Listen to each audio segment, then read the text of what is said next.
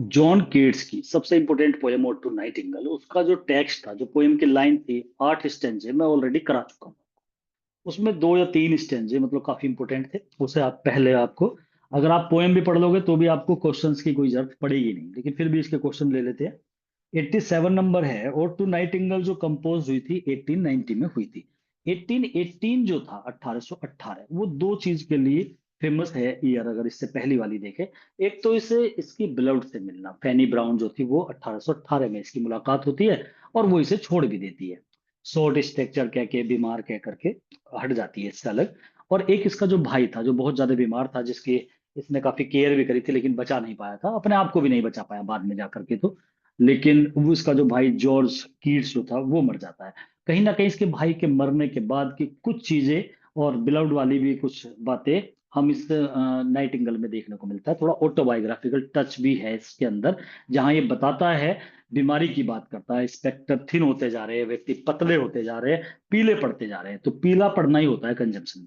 तो to Nightingale जो है वो 1819, 1819 ईयर ऐसा है किड्स के लिए बिल्कुल फेमस ईयर, मतलब जिसमें ये इसका करियर बिल्कुल चेंज हो गया था। ये होरेशियन ओड है। जॉन कीट्स के दो तरीके के ओड होते हैं, पिंडारिक ओड और होरेशियन। तो ये होरेशियन ओड है। पिंडारिक ओड में तो स्ट्रोफ एंटी स्ट्रोफ इपोड होता है, जब one solo one person is speaking, that is called Horatian odd.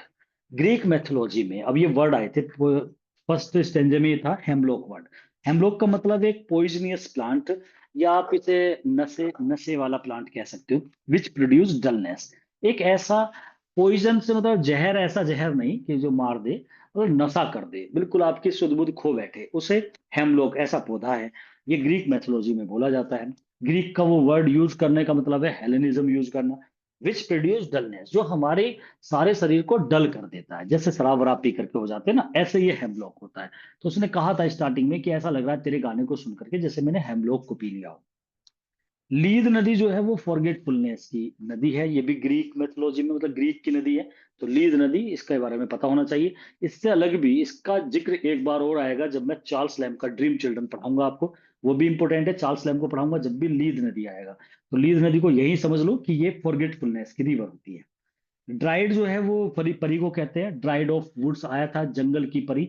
ये नाइटिंगेल के लिए कीट्स ने बोला था, तो ड्राइड का मतलब पूछ ले तो फिर ही। फ्लोरा जो है वो गोडेस ऑफ फ्लावर होती है, तो फ्लोरा का मतलब फ्लोरा एंड फोना बोलते हैं ना। तो पक्षियों के लिए फोना, फ्लोरा जो होता है वो फूलों के लिए होता है। कि शराब पी करके मैं एकदम फ्लोरा को टेस्ट कर पाऊंगा, कंट्री ग्रीन में पहुंच जाऊंगा, ये वाली लाइनें थी ना, वहां से फ्लोरा वर्ड आया। हिप्पोक्रीन एक फाउंटेन है, जो इंस्पिरेशन मतलब इंस्पायर करना, प्रेरणा का स्रोत है ये फाउंटेन। और माउंट हेलिकन पे है ये फाउंटेन जो है, मतलब ये झरना, ये हेलिकन माउंटेन पे पाया जाता है। हेलिकन माउंटेन वही है जहां पर काव्य की देवी म्यूज, जिसे यूरेनिया कहते हैं, वो और उसकी ये 7 सिस्टर्स वहां पर रहती है। तो हिप्पोक्रीन का जिक्र भी हुआ था, ग्रीक मैथोलॉजी से जुड़ा हुआ है ये भी। बैकस जो है ये भी ग्रीक में, इसे गॉड ऑफ वाइन है। इसमें क्योंकि कीट्स, ये सारे लाइन वर्ड मैंने सब आपको बता दिए थे जब मैं पोएम को पढ़ा रहा था। बैकस का मतलब होता है एक शराब का देवता ग्रीक मैथोलॉजी में, और जो लेपर्ड्स के रथ पे चलता है, तो वो गॉड ऑफ वाइन है। रुथ का जिक्र आया था यहाँ पे, वो होमसिक विडो दिखाई गई है, जो वर्क कर रही थी अपनी मदर इन लॉ के साथ, सास के साथ, in the field of corn, मक्का का खेत था वहां पे थी, परेशान थी, उसने भी नाइटिंगेल का गाना सुना। जॉर्ज कीट्स ये भाई का नाम है, जो 1818 में मर गया था, जो इसका जॉन कीट्स का। और ये इसे भी वही tuberculosis after the death of his brother George, TB से हो गई थी। कीट्स रोट और टू नाइटिंगेल, बाद में जाकर के लास्ट में कीट्स की भी मौत ऐसी ही होती है। और टू नाइटिंगेल एक फाइन एग्जांपल है कीट्स के एस्केपिज्म का। एस्केपिज्म होता है रियलिटी से भागना, वो भाग रहा है, वो यहाँ पर थकान है, ये है, तेरे संसार में कुछ नहीं है, मैं तो है नाइटिंगेल तेरे संसार में आना चाहता हूँ, ये एस्केपिज्म है। We find 5 senses of Keats in this poem, पांचों सेंसेस इसके अंदर दिखाई है कीट्स ने। कीट्स दिखाता है नेगेटिव कैपेबिलिटी इस पर्टिकुलर पोएम में, किस तरीके से वो इमेजिनेटिव हो जाता है कि हे नाइटिंगेल, मैं तो तेरे बराबर में बैठा हूं, ऐसे अपने आप को एब्सेंट कर लेता है और एक इमेजिनेशन से वहां पे बैठा देता है। This poem is full of Keats का हेलेनिज्म भी यही देखने को मतलब, इस पोएम में देखो सारी चीजें हैं। हेलेनिज्म होता है जहां पर हम ग्रीक की कुछ चीजों को उठा लेते हैं, अपनी पोएम में डाल देते हैं, वो हेलेनिज्म है। यहाँ देखने को मिलेगा इसमें लीद नदी के बारे में, बैकस के बारे में, हिप्पोक्रीन के बारे में, हेमलॉक के बारे में, ये सब ग्रीक मैथोलॉजी से जुड़ी हुई चीजें हैं, तो ये सब हेलेनिज्म है। Keats stayed with his friend, इसके दोस्त का नाम चार्ल्स ब्राउन था, जहां वो गया हुआ था जब इसने इस पोएम को लिखा था। तो ये अपने दोस्त के यहाँ पे गया हुआ था। उसके कमरे से ये क्या करता है, पेड़ के नीचे आके बैठ जाता है, नाइटिंगेल का गाना सुन के फिर अंदर जाता है, फिर कुछ पेज लेके आता है, फिर बैठ करके लिखता है, इतने वो उड़ जाती है। तभी वो सारी, मतलब मुश्किल से ये बताते हैं 1 आध घंटे में लिख करके खत्म करता है। Keats was sitting under the plum tree, था उसके नीचे बैठा हुआ था, where he listen to the songs of nightingale, का गाना सुना। Compose this ode within 3 hours, 3 घंटे में लिख के खत्म कर दिया। There is an autobiographical touch of poet in this poem. Autobiographical क्या होता है? पोइट अपने बारे में, अपने भाई के बारे में, अपनी बिलव्ड के बारे में, अपने जिंदगी के किसी दोस्त के बारे में अगर वो कुछ ऐसी लाइनें डालता है, वो ऑटोबायोग्राफिकल टच कहलाते हैं। और बायोग्राफी क्या होती है? पूरी जिसमें आपकी पूरी जीवनी के बारे में लिखा जाए। Keats shows the illness of his brother George in this ode, इस ओड में उसने अपने भाई की बीमारी को भी दर्शाया है कि पतले होते जा रहे हैं, पीले पड़ रहे हैं, वो यही दिखा रहा है। There is a pictorial quality, मैंने जब पढ़ाई थी पोएम बताया था कि जब पोएम के बारे में मैं नाइटिंगेल के बराबर में बैठा हूँ और यहाँ पर शैडो पड़ रही है, चांद निकला हुआ है, चांद रानी चारों तरफ स्टार है। पिक्टोरियल क्वालिटी यही होती है, वर्ड से वर्ड को बोल के हमारे माइंड में पिक्चर क्रिएट कर दी जाए, वो पिक्टोरियल क्वालिटी। इस पोएम में पोइट डिस्क्राइब करता है 2 टाइप्स ऑफ वर्ल्ड, हमें 2 तरह के संसार देखने को मिलते हैं। पहला संसार नाइटिंगेल से जुड़ा हुआ था, जहां ना कोई टेंशन है, ना कोई बुढ़ापा है, ना कोई बीमारी है, ना कुछ है। जबकि जो दूसरा वर्ल्ड है वो रिलेटेड है ऑल ह्यूमन बींग्स, हमारे तुम्हारे और जॉन केट्स जैसा, which is full of a lot of tension, जहां पे सारी परेशानियां है, बीमारी है, चिड़चिड़ापन है, एक दूसरे की कराहना है, वो सब बताया है पोइट ने। पोइट के अनुसार जो वर्ड है ना नाइटिंगेल का, वो ज्यादा अच्छा है हमारे वाले वर्ड से, क्योंकि वहां तो किसी तरीके की परेशानी नहीं है, किसी के ना बाल उड़ रहे हैं, ना सफेद हो रहे, कुछ भी नहीं। सबसे पहले Keats wanted to go in the world of nightingale, वो चाहता है मैं नाइटिंगेल के वर्ल्ड में शराब के द्वारा पहुंचूं। 2 तरह की शराब का जिक्र भी करता है कि मुझे ये शराब मिल जाए, मैं पहुंच जाऊं। बाद में रिजेक्ट करता है इस आइडिया को, और कीट्स पहुंच जाता है नाइटिंगेल के संसार में by the help of his poetry. वो पोइट्री की हेल्प से पहुंचता है। तो पोइट्री की हेल्प से वो कह रहा है मैं व्यूलेस विंग्स लगा के आ गया पोइट्री के, और उसके बराबर में जाके बैठ जाता है।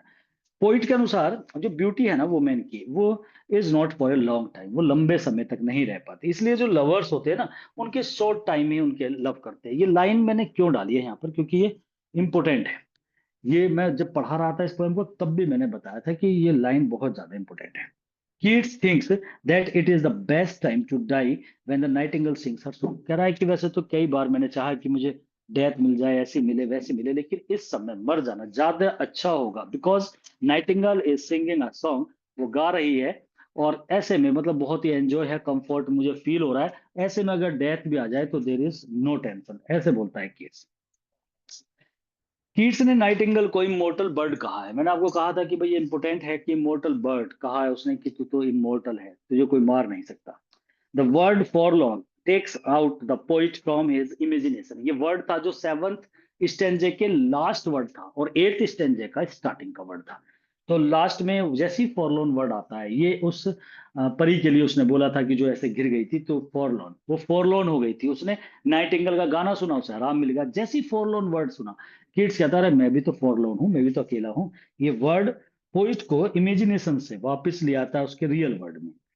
एफ स्कॉट फिट्जगेरल्ड ने क्या कहा है, वाज ए ग्रेट एडमायरर है वो इस पोएम का, और he named the novel tender is the night. ये लाइन मैंने आपको बताई थी जब पढ़ा रहा था। तो tender is the night, F Scott ने इस लाइन को पकड़ लिया from the famous line of this poem, और उसने अपना एक नॉवेल लिख दिया टेंडर इज द नाइट नाम से, और ये इसी में से लिया है ये वर्ड लाइन। बायरन ने डिक्लेयर करा, जो बायरन है जो रोमांटिक एज का यंग जनरेशन में ही है, कीट्स को क्या कहता है वो, कि Keats was killed by savage criticism of quarterly review. तो 2 मैगजीन थी, एक क्वार्टरली रिव्यू, एक जो लंदन मैगजीन थी ना, ब्लैकवुड मैगजीन। तो ये दोनों मैगजीन इसके कहीं ना कहीं कीट्स की मौत का कारण थे। और बायरन ने तो डिक्लेयर कर दिया था कीट्स जो मरा है ना, वो सैवेज माने बहुत रूखा क्रिटिसिज्म जो किया था क्वार्टरली रिव्यू मैगजीन ने। हु किल्ड जॉन कीट्स को मार दिया इसने। और वो कहता है कि the quarterly so cruel and tartarly it was, वो बहुत ही क्रूअल है, और टार्टरली माने बहुत ज्यादा मतलब भद्दे के लिए आता है, बहुत बुरी है। It was one of my feats, ये मेरे जो फीट्स माने कर्तव्य होते हैं।